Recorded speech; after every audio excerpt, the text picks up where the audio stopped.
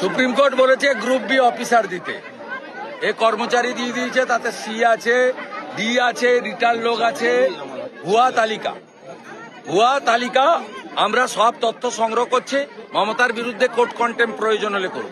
SIR নিয়ে supreme কোর্টে মমতা ব্যানার্জি গেছিল, এবার সেই ছবি দিয়ে হোর্ডিং বাঁধিয়ে তৃণমূল কংগ্রেস ভোট প্রচারে নামছে, এতে কি কোনো ফায়দা হবে? এই যে এসআইআর নিয়ে যে সুপ্রিম কোর্টে গেছিলেন মমতা বন্দ্যোপাধ্যায়, সেইটা দিয়ে মমতা ব্যানার্জির সম্পূর্ণ চেষ্টা বাংলাদেশি মুসলমান রোহিঙ্গাদের জন্য, এটা সবাই জেনে গেছে। যারা রাষ্ট্রবাদী, যারা ভারতীয়, যারা সনাতন সংস্কৃতিতে বিশ্বাস করে, তারা মমতা ব্যানার্জির এই চক্করটা জানে।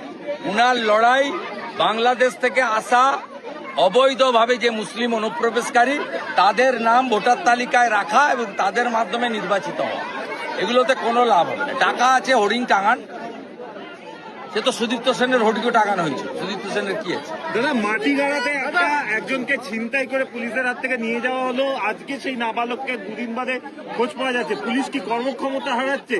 না, পুলিশ তোলা তুলছে আর তৃণমূলের সেবা করছে।